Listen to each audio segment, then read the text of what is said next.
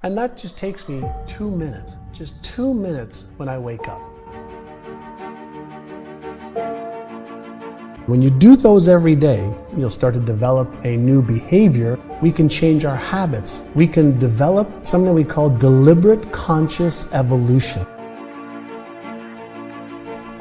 All of the latest research shows that it takes an average of 66 days. In the old days, it used to be 21 days, but that's just because of old book back in 1970s called Psycho-Cybernetics. Maxwell Maltz, he noticed that when people had facial reconstruction done through plastic surgery, that even when they looked in the mirror after the surgery, they didn't see a change. And it took about 21 days for them to start saying, oh wow, okay, I can see some differences. And he realized that it wasn't the eyes that see, it's the brain that sees. So the brain shifts through repetition. So when we talk about how do we create rituals or how do we change habits that last, the first thing is to have a different expectation than I'm going to change in a day or a week or in 21 days. Whenever I try to change anything, my number one rule is 100 days or I don't even start. It's a 100-day commitment. The expectation of following through, I make pre-commitments in advance. So if I say, let's say I'm going to stop drinking coffee. I say, okay, I'm going to stop drinking coffee. I commit to it for 100 days. And then I write out, well, what will you do in the morning when you wake up and you want a coffee? What will you do when you're at a restaurant with friends and everybody's having a coffee? What will you do? So you counter any of the behavior when you know the trigger is going to happen. Every habit has 3 parts to it. There's something that triggers the emotion, there's the behavior, and then there's the neurological and biological reward. So when you understand the habit part of any ritual, you understand that because we are conditioned a certain way, we're going to have a trigger. Whether it's a flower, whether it's waking up, whether it's a girl or a guy or children coming home, it triggers a response in the brain or reaction in the brain. Well, if we change the behavior over the course of 100 days, we'll still get the reward.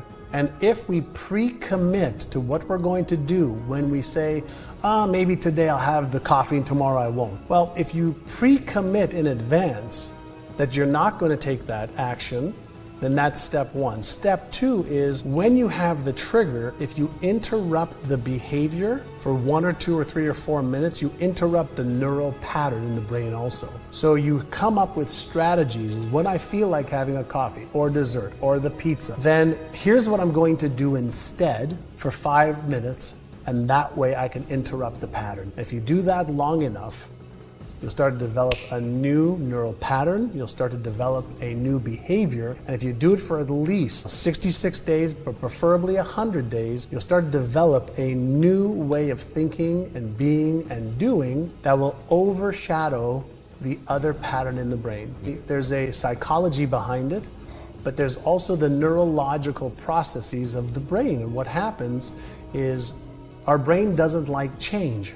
Yeah. So any time that there is change, the brain feels uncomfortable. As soon as it feels uncomfortable, it'll send signals to the motor cortex of the brain. It'll send messages, and we'll start to rationalize.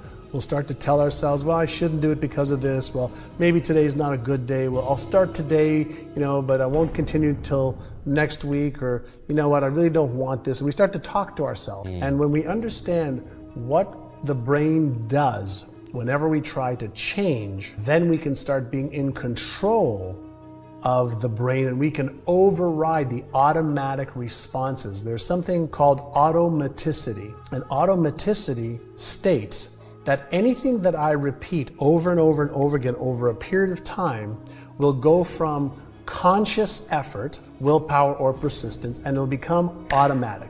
So we just have to know how long that is. And some things take a week, some things take 60 days. Some habits that people have for 20, 30, 40, 50 years take 200 days.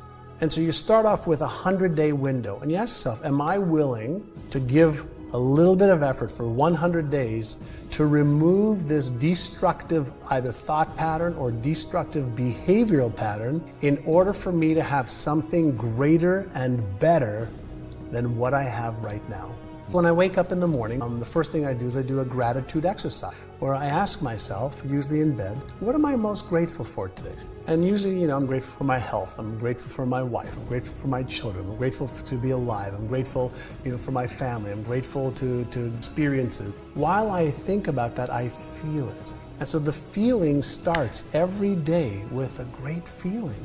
And then I go to exercise to take care of my body. Usually 1 hour. I just do it to give my body the physical exercise. Then as soon as I finish my exercise, so then in my gym, I have two things. I have a vision board for my physique and my body and my health. But then I also have something called an achieved board. Some of the things that I achieved in the past. So before I go into my meditation, I look at my achieved board. I get emotionally associated with it to remind myself that when I set my mind to achieve something, I can do it. Most people focus on what's not working. This isn't going well. This didn't work. I want to remind myself every day of look how many things I was able to accomplish by being clear, by being passionate, by using these rituals. And then I look across, because I have a mirror in the gym, and I say, I love you the way you are. I accept you just the way you are, with all of your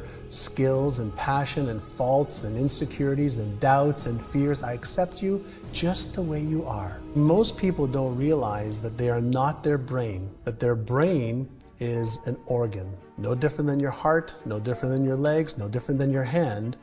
And since we're not our brains, we can learn how to use the different parts of our brain. But for the first time in the history of our species, hundreds of thousands of years on the planet, we're finally, in the last 10, 12 years, able to look a little bit inside the brain. And there's more circuitry in your brain than there is in all the telephones connected in the whole world. There's more circuitry in your brain than there are stars. And so when you start to go, wow, there's some real power within me, and if I learn how to use it a little bit better, maybe I could be happier, healthier, wealthier, have more purpose, have more meaning in my life. And so when you start to realize that you have so many gifts on top of the challenges that we all have, everybody has problems, everybody has things they're insecure about, they don't have confidence around, they don't have certainty.